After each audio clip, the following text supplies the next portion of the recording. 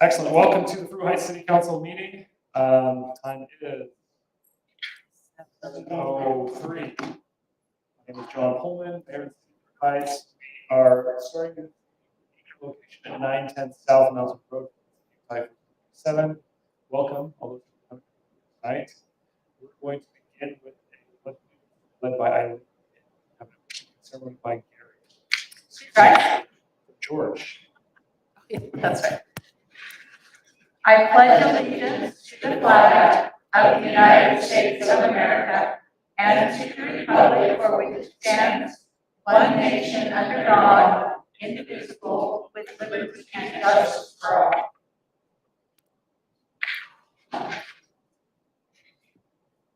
God. Us. Pause at this moment to contemplate the have in our life.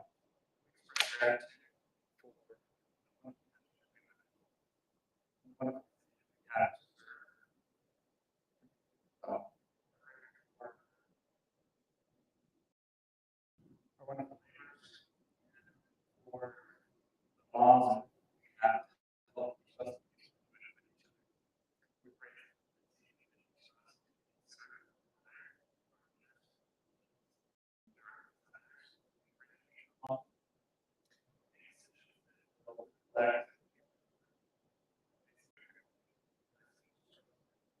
Amen. Thank you, George. Item number 1.2, roll call. Brandon. Councilmember Diane Anderson, Here. Councilmember Gary Anderson, Excuse. Councilmember Eileen Moss, I'm here. Councilmember George Ray, Councilmember Florence Sadler, Excuse. Mayor John Pullman. I'm here. Thank you. We're going to go on to item number 1.3, which we set aside on all our calendars. It's a city council training. We spend 3 minutes talking about our responsibilities and requirements as official. Tonight, George Ray, you have 3 minutes. You're on the clock. I am going to take some thoughts from Powers of Duty Handbook on hiring.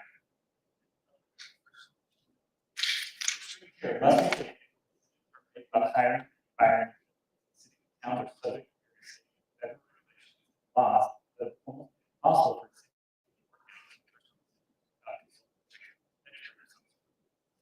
no employment should be sex, national or other classes protected by state law. A city town is required to post all job openings on the website by the Department of Work Services. The only exception for job being like the idea is best candidate to avoid allegations of unfair. State law specifically prohibits some hiring of relatives. This law makes it a crime to recommend employment or actually hire relatives. When you're also going to relatives supervisor, it's also against the law to supervise relatives. Some other specific provisions of the state law should also be kept in mind. Federal law requires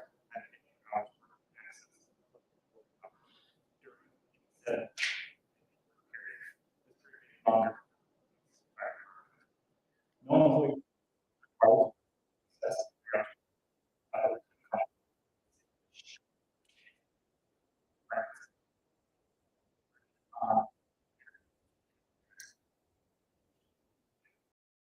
federal law and law.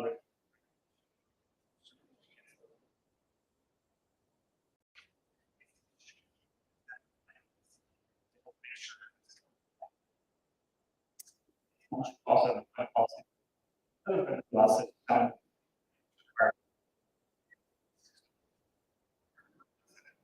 another should have non-discriminatory policy that have federal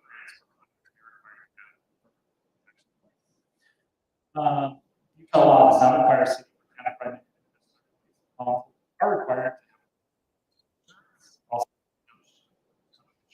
also long-term thoughts on fantastic.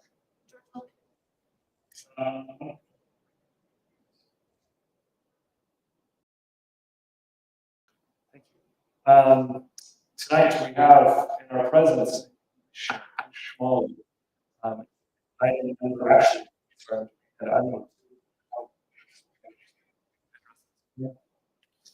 Three special presentations from Shmuel. Love to invite you up. We're kind of in a mess. We'll invite you. A microphone. So I'll be on the step. Oh, you mean, am I? Yeah. Want to spend a couple minutes and kind of tell us how the county is, welcome an update from the commissioners. Thank you for coming tonight. I really do appreciate the support we get. Sure. For welcoming me. Our recording secretary will very much.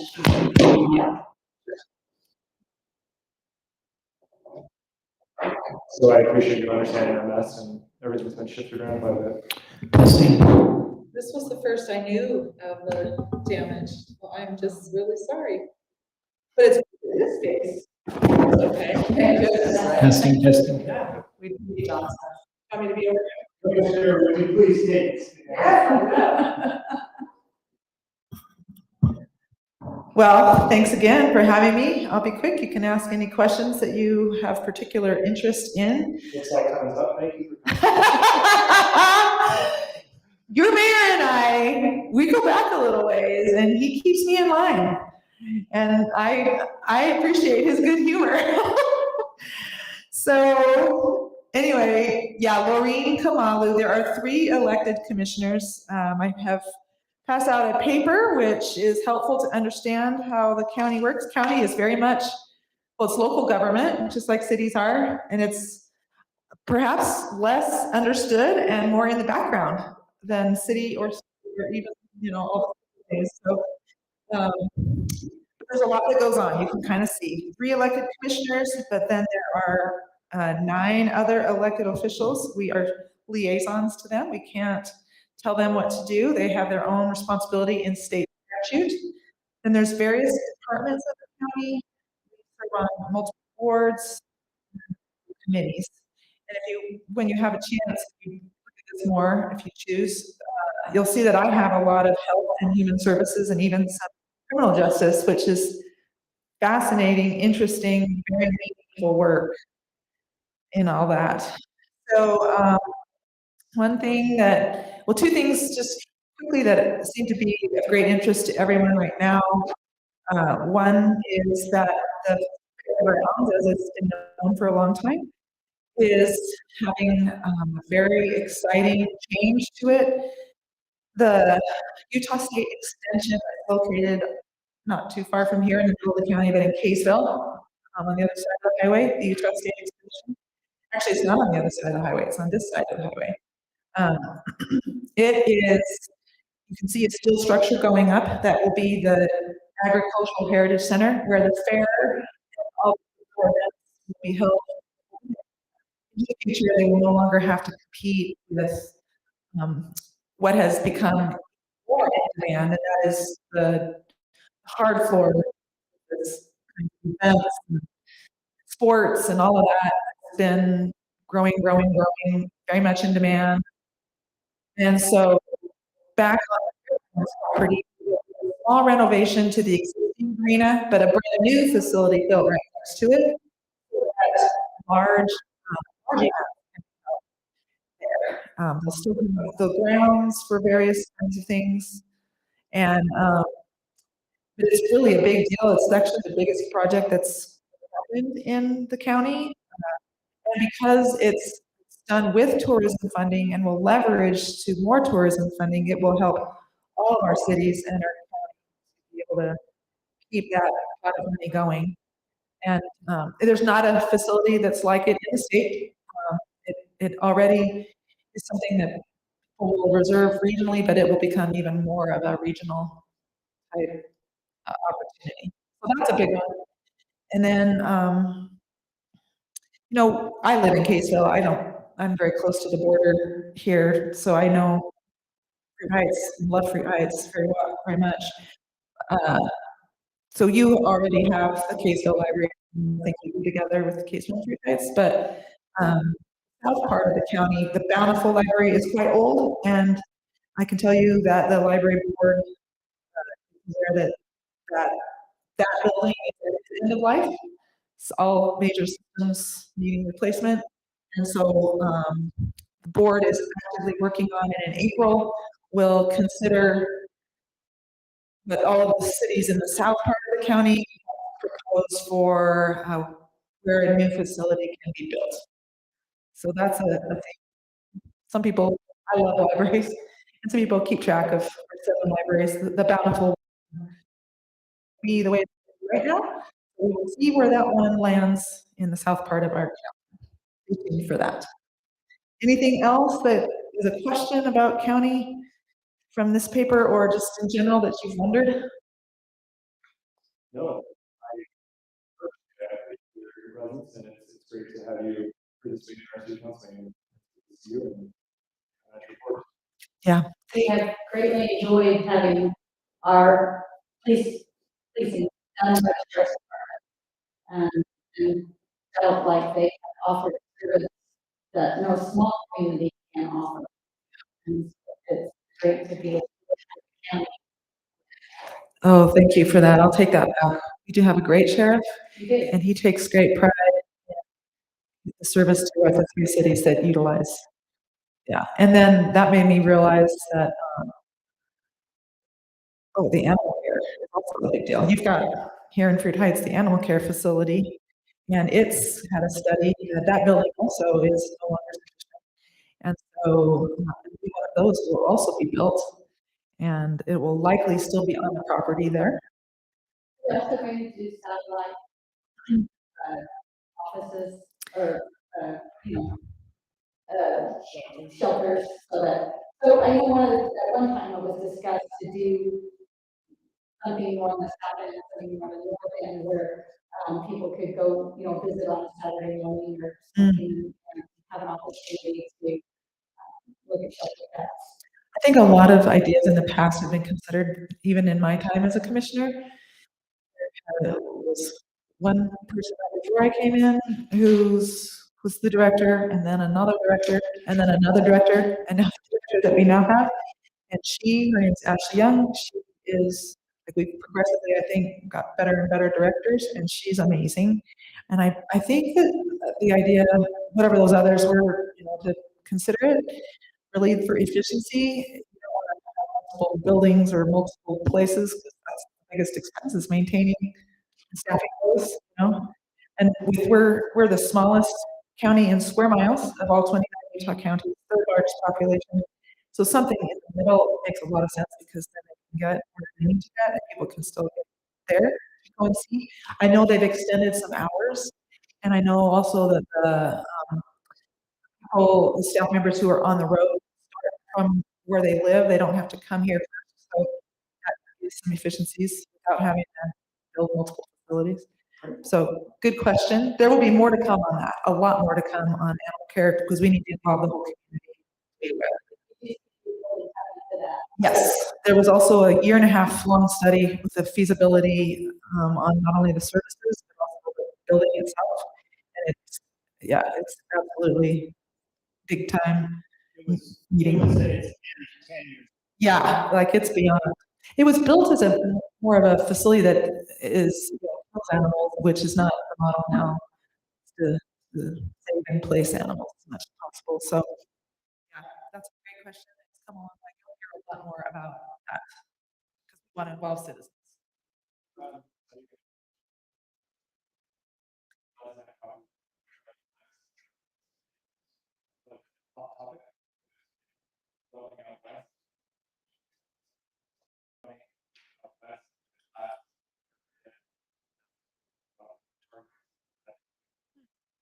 I've not heard anyone else bring that up, but yeah, I can make a note.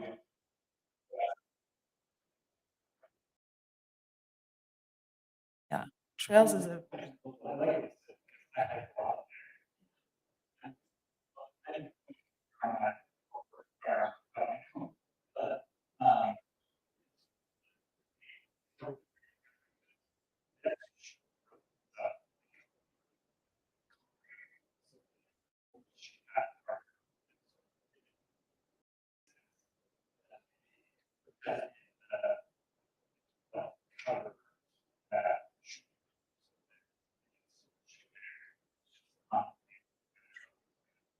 Yeah, that's interesting.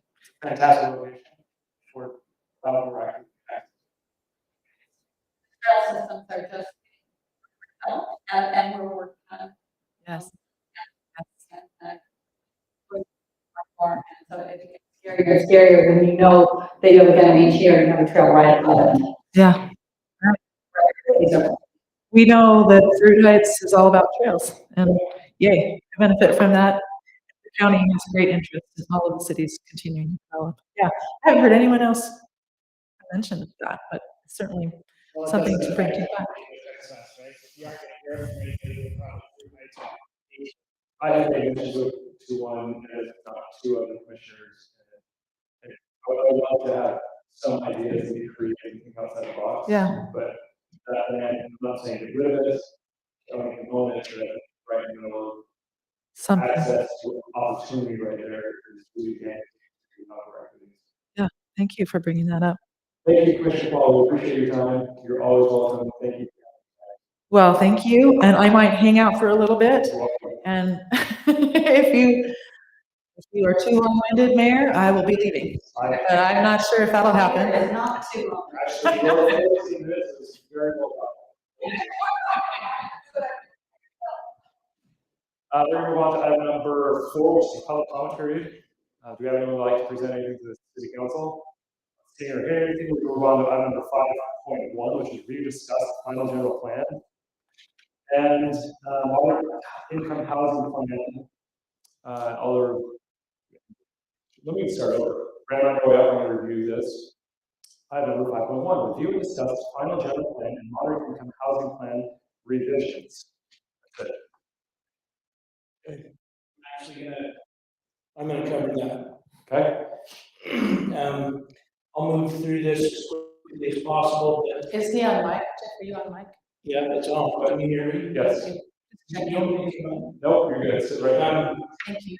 So just bear with me for a few minutes. Let me go through this. I know you're gonna have some questions, but, Just please don't go longer than 14 minutes. all right, let's shoot for that. Brendan and I got a report back from the state that our draft of a modern income housing element in our proposed general plan was not sufficient. It was not gonna cut it. We have to do more, we gotta go further. So between Brandon and I and Brad Christopherson, we've kind of been meeting and working on this the last couple of weeks.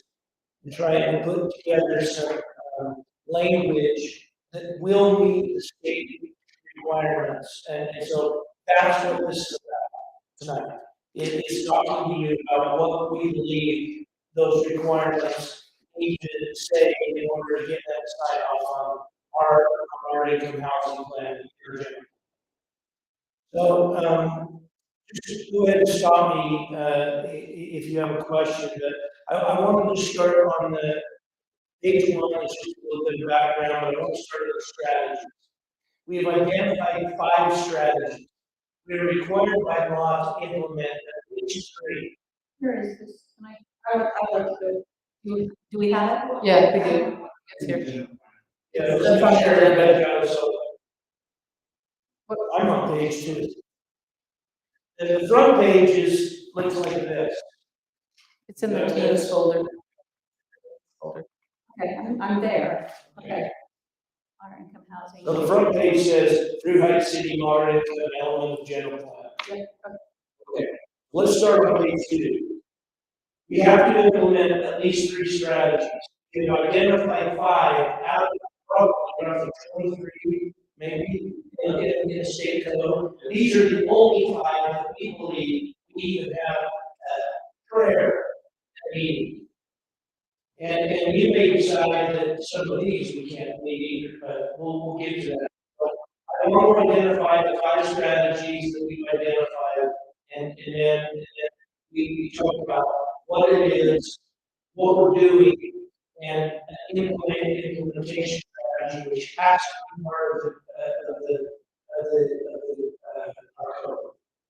So strategy number 1 is through Heights, and I want to say will rezone for areas necessary to support the production of water income housing. Strategy A.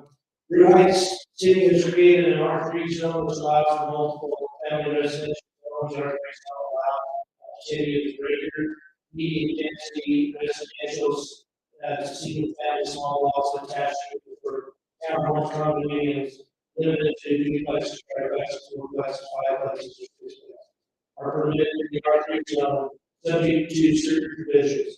Multifamily residential is also allowed in the R3.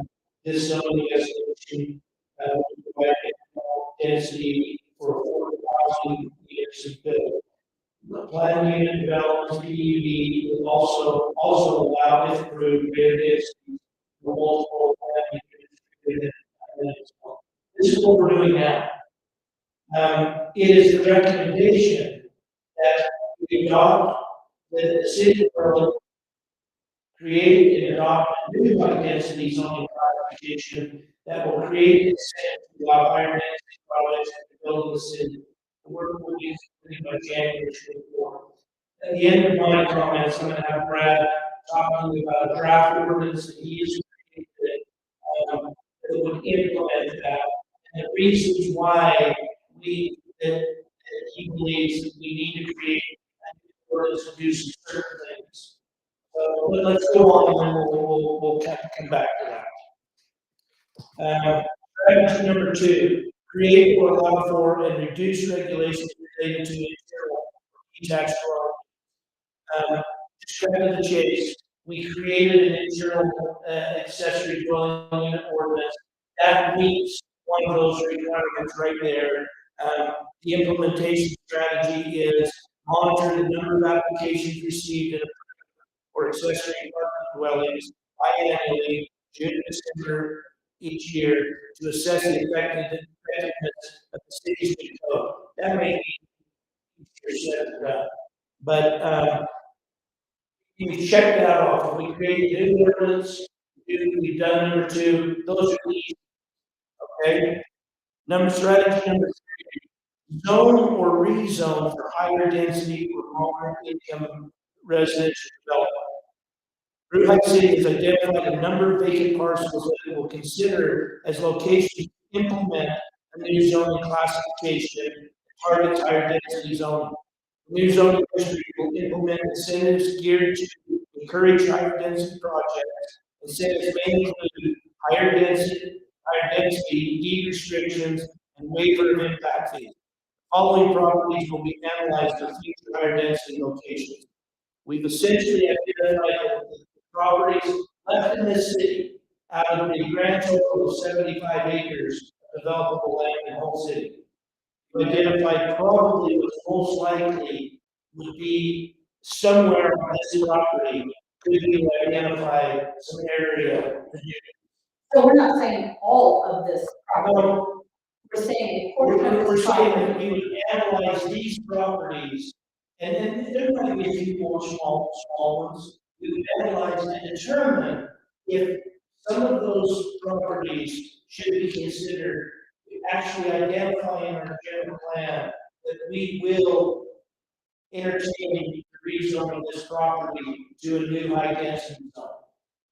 And that's essentially what the implementation says. The city will identify areas on the zoning map that can be considered for higher density zoning. It will meet with current landowners to assess interest. It will also consider whether or not to actually rezone some of the property to a new zoning district. So we will assess whether or not we want to go down the road. And what do property owners don't? They may not. Do they have to? So we're just saying here, we're not saying that we're going to do it. We're saying that we're going to assess whether or not we believe it's feasible. Can we highlight a Barker property before it goes to rezone?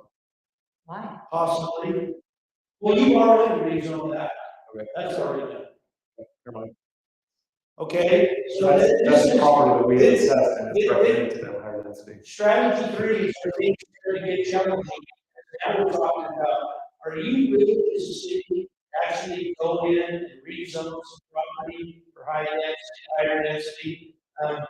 you're gonna see some of the impact of that right at the end of this, we'll talk about. When we say higher density, does that have to be something that looks like what's down at the bottom of Nichols Road? Or does that connect to something that looks like where, over by the rock shop there, that PUD there that has 6,000 square feet? What does this mean? This will come into, go ahead, Brad. So this is the really important part. So what is defined as moderate income housing is you take the area median income for Davis County, okay? And then you take 30% of whatever that is, and that includes your utilities to cover your utilities and your mortgage and or nothing. So the calculation that we did was $2,600 is the target to actually qualify for moderate income housing. To get that in Fruit Heights with the cost of land here is impossible without city intervention, without giving some incentive for a developer to come in and do that. And that's going to have to be pretty high. Now, the other challenge with that is that Fruit Heights doesn't have a commercial tax base.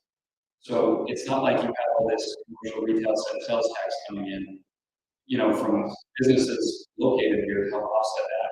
We don't have any, tax increase that we can do because there's been going on.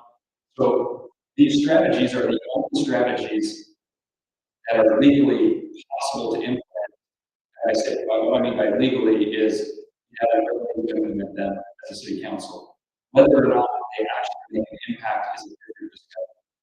So, Brad, if we have someone that comes in, as we did on Christensen property, and they wanted smaller lots, size, but they were also talking about a $750,000 unit. It's not modern income housing. No. So why are we giving density if we're not giving, do we have to get density before you get modern income? This is the proposal that, so Jeff and I and Brandon talked about creating a new ordinance, and it's probably going to be an R5. We can change R5, that. R6, something. Yeah, we can deal with that, but then it had an overlay option. So we have a new zone that's being proposed. It's in a draft form. I sent it to Brandon. It needs some additional work, and we do that, but I want to make sure Brandon had it and Jeff had it to start with. It's going to take some time to get that flushed out before we present it to council. But the idea behind it that we're thinking is have an R5 zone with an overlay of up to maybe R7 with an overlay that would allow for 40% additional density, which again, 5 units on an acre, and goes up to 7. Is kind of what we're proposing, and we're looking at the numbers and see if that even has a chance. But in order to get that overlay, that 40% density bonus, it has to be deed restricted on bonus.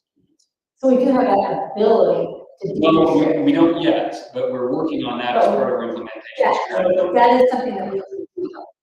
Yes, but it's, the hard part with that is even if you did that, we can enact that pretty easily, right? The question is it enough of an incentive for a developer? They can get $750,000 for one unit.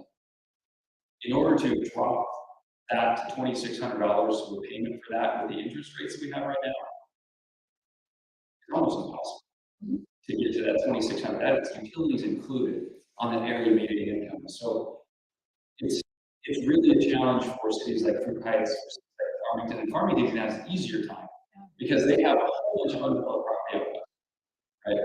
And so they can incentivize for densities that are, much higher than our set. Yeah. And correct me if I'm wrong, we have to show that we're making an effort. We have to show we can. If we got this and we show these 5 things, we actually have to go through the process of showing that we're trying to make this work, but it doesn't work. So there may be a developer that comes in and says, I'm going to try this and I'm going to ask for higher density, see where it goes. And our natural reaction may be, we don't want it. No, but we've got to let it go through that process. Is the problem that we're going to find ourselves in as a city is, and I'm getting ahead of everything, and I probably should get back on track, state legislature has written laws that will penalize cities for not trying to comply with the moderate income housing plan. It's already passed, so EDC road funds are on the wall. So if we don't comply with having these strategies, at least three strategies in place, EDC road funds, which right now gets between 350,000 and 400,000 a year. So those will be withheld and or forfeited by the city if we don't implement these strategies and pass this law. Which is our answer to the situation we had on the Christensen property. Was it the Christensen property I- where? You don't give density unless you're getting low. Eileen, hold on to your thought. I've got some statistics right at the end. We'll bring that in the. So we got some partners, and I personally even asked them, I asked them to open the public meeting saying, can you please get that more dense? Like, we asked them, we asked the developers sitting right there, can it be more dense? And they said, no, we're not interested in more density. Like, what else can we do? Well, there was a resident outcry about it. Some of the other strategies that are options for us that we're recommending, and so you have to have at least 3 that are approved, right, by the state. We're recommending we go in with 5, and there's a chance we do not get all 5. That's kind of the situation we're in. But the other ones that we're talking about are waivers of impact fees, waivers of building permit fees. But again, you're going to struggle no matter what the city does, unless the city is going to put significant dollars, and I'm talking several $100,000 into a project to help offset the cost. And that isn't a feasible strategy. So we can implement these things to help make an effort, but we can't dictate the price of land. Can we dictate where this would be located within the city? Can we overlay it onto the golf course and say, we're going to implement this? That's what strategy 3 is. Yes, we actually have done that. Now that you've got a commissioner here. Yes. That's assuming that it develops, right? But again, we don't control the land, but we can control that if it does get sold, it has the ability. We're saying, we're gonna have a conversation amongst the city officials. Is there areas in the city that you will consider for higher density zoning? So that when the developer does walk in the door, you say, you wanna do that? You go right there. Golf course and Cherry Hill. So I mean, what I hear you saying though, is you're not gonna overrule a landowner that wants to do something with their property. And so that's a good thing. And you're saying we have some tools that we are willing to use, but it doesn't mean we force people to use those tools. Okay. That's correct. When a landowner comes in and asks for a certain density, we would want to consider their density. In conjunction with the price of what they're planning to offer.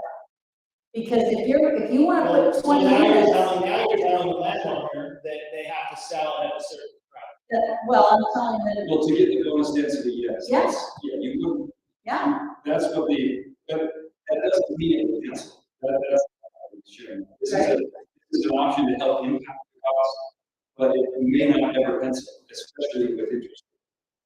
All right, let me just finish. I'm just about done. So strategy 4 is what Brad was saying, that's that we would identify incentives. It could be density incentives, it could be deed restrictions, it could be impact fee waivers. Then let's go on to 5, which is, I think, the hardest one for a city this size to swallow, and that is reduce, waive, or eliminate impact fees related to moderate income housing.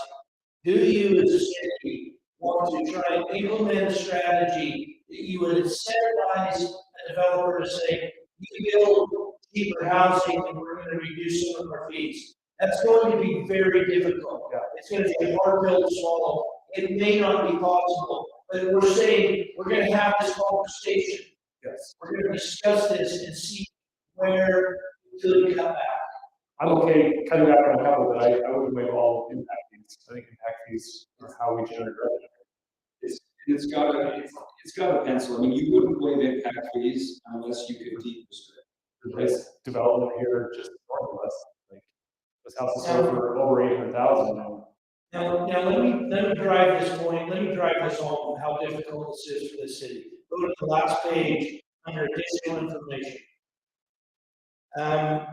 there's a Utah State definition that says moderate income housing. A moderate income housing unit is a unit that can be purchased by somebody that is making 80% of the area median income. And so right now, Fruit Heights median income is $104,593. Considering that, you set aside, you're not supposed to set aside, pay more than 30% of your income towards housing. That gives you a payment of 2614, which would buy you a $300,000 house at principal, interest, insurance, taxes. I don't know if that included utilities. The definition includes utilities. Yeah. So that number doesn't. So You have to- $300,000 home, if you're making the Fruit Heights median income 104. Now, the state definition is 80% of that, so that number is 83,674. That takes you down to a 2,092 payment or a home price of $260,000. Okay? Okay, now listen to this. This is where the rubber hits the road. The median home price in Davis County is $510,000 right now. The median home price in Fruit Heights City is $740,000. To afford that home right there, the median home price in Fruit Heights City, you gotta be making $185,000 a year. There are 0 homes right now for sale in Davis County that are priced at $350,000. There are approximately 100 homes in all of Davis County for sale between $350,000 and $450,000. This is something that you all ought to be on the phone with your state legislature, say, well, what are you guys doing? What are you trying to do this? This just drives home the challenge that you have in trying to create something affordable. Let me put it this way. $260,000 home in Fruit Heights City. The price of the property is $300,000 an acre. You're asking a developer to put in all the utilities and build a home for free for what, and sell that home for what he's paying for the dirt. Is that realistic? Probably not. But we've talked about this and Brett actually made me feel a lot better because I feel like we have to do something. And Brett says, yes, we have to make an effort. It doesn't mean that we're going to meet any of this, but we need to make an effort. And so that's what we're setting out to do. There are some those down or north or Less than 350. There's some trailers within Fruit Heights City that are less than that. Exactly, quite a bit less. And there aren't very many credit cards in Davis County. No. Part of the plan also is to preserve in the city, by the way. But how do we preserve it? We don't know Well, we're not gonna force people out or rezone it to be something else. That's what we can do. We won't change the zoning or kick it out. Now, we would like to put this on next week's planning commission agenda to adopt it into the plan and let us move forward with these working. But we wanted to get this in front of you so that you've got a chance to comment and tell us if you want to go down this road. Yeah, there's no action on this tonight, it's just getting feedback and getting input from the council if there is any input. And the other thing that I think is important to understand too is that Brendan actually did send this to the state, Department of Workforce Services, they're the ones who tasked with enforcing compliance with this statute the legislature passed. And the initial review of it has been positive. Yes, this appears to have met the requirements under the code, right? So we are that far. The reason I'm still saying we've gone down that road with other clients, other cities, and once it goes to the board for review and services, sometimes they kick it back and say, no, this isn't. So that's why we're recommending strategies rather than the 3. So in case they say, well, we like these 3, but these other 2 aren't compliant. So we're still in compliance and we shorten the time frame. Around $250 a day penalty or withheld income of the EC. Thank you. Now, just so you know, planning commission next Tuesday night, this will be on planning commission for recommendations from the planning commission on the entire general plan. So that includes general plan, moderate income housing, plan, water conservation. All brought together. And my hope is that it gets approved. It will be the city council the following. So you'll see this again in 2 weeks. So I would say, if any of you have any questions, any suggestions, any comments, please make them known. via email. Will our council member be back for that? Will our council member liaison be back for that? I don't know if Flo will be back. Thank you. We're going to move along. This has been lovely. Item number 5.2, we discussed and approved the 2023 caucus meeting election date. Brandon, thank you for Yeah. We've got to decide when the council wants to hold the caucus meeting. Ray sent me a email saying that Davis County spring break for April, right? April, not May, but for some reason you said May. Oh, it's spring break, May. Yeah, Yeah, that's April. Yeah, spring break is in 2 weeks. So it's got really nothing to do with this. my proposal was to hold May 18th. 18th. May 18th. Yes. For my recommendation. I support that. Brandon and I talked about this. The purpose for that is it would be a week before school gets out, before people are out of town. 2 weeks before we file the city and the county. I support and work with Brandon on this. This is when we did it 2 years ago. I felt like it was a best maybe primary. And this gets us around the primary election. So I would support this as well. Thank you, Brandon, for putting the memo together. And with that, I look Do we for a approve motion that? on this, yeah. I move that we approve the 2023 caucus meeting election date of May 18th, 2023. Second. Motion from Diane, second from Irene. Any further discussion on this? Approving the date for the 2023 caucus meeting as May 18th. All in favor, say aye. Aye. Any opposed? Carries. Please. Yeah, do. I think we've done a very good job the last few years. I think we've had some great candidates, but anyways, if you wouldn't mind help. Item number 6.1, which is to review and approve the city council meeting minutes for March 7th. I didn't see. them. We're at there, 9. They weren't in. This is tabled and will be done next. Are they not in it? No. They weren't when I looked earlier. They weren't earlier. Yeah, but they Well, I just got Yes. from 2 hours. We will table this and do it next city council meeting. Sorry. That's fine. So I have a motion from George and a second from Diane. All in favor, say aye. Aye. Those meetings, any opposed? Those meetings, this will be approved. Next city council meeting. Moving on to item number 8.1, city council manager application process. We have, as a committee, we have gone through all the applications.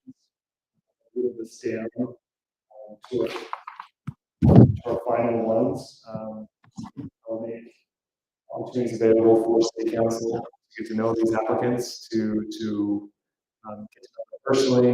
I will be in touch with everyone. I'm very pleased with the quality of candidates that we've had. I will tell you that I was very impressed. I was mentioning earlier that it gives great credit to our current city manager, that there were so many qualified people willing to have the reins. Yes. Thank you. Brandon, 8.2, do you want to take that one?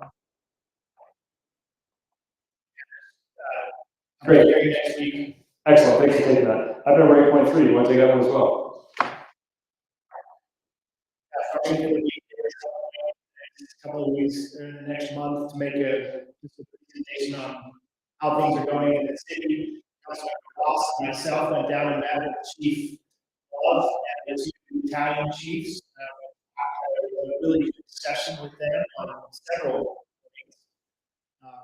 But Chief Love will be preparing some information on protocols and how things are going as far as his department is concerned as a service. I thought one of the things that was most interesting to me about that is we asked him, lights and sirens, what was best he can, assuming that you're at the station for the calls, what is your response time? And they said that they think they make it, especially with this new, in 7 minutes. Just a great response, actually. I believe what he was saying, the response out to West Farmington is longer than that. And in Kaysville, to West, Kaysville is longer. 7 minutes is a really good full time. They feel like they work very, very well with the other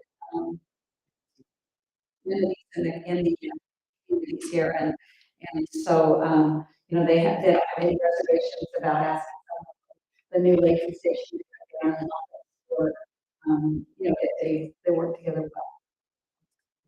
I personally saw occasional when they were taking care of the situation, so I was pleased to see that they are still responding. The mutual aid agreement is still in place and it's still working. Liz, do you have anything? Do you have anything? You just heard mine. Nothing. Excellent. Brandon. Jeff Carroll. Anything? Placards for the YCC. Oh, awesome. We'll have some YCC. I think what I'll do is we'll purchase some of these little things so that every meeting we're not getting out. And but I get the mayor, the name of the mayor, the name of the whatever the position. I can do that. That's what you're talking about, right? Right, that's what we're Right. That was something, a follow-up item from last meeting. Asked. Thank you for remembering that. I've been ready again. Excellent. Sorry, I'm gonna come back to, the Easter account. How are we with that? Good, they filled eggs already, so I think they're on top of that. Great, excellent. Jeff, did you have anything else? No. Brad, did you have anything else? Great. Darren, did you have anything? How's it going? Good. Do we have any update on the west frontage road? As your new employee is working. Good. Good. Thanks. All over the neighborhood where we're at, how's that going? They're going fast, so, they continue to give me a nap.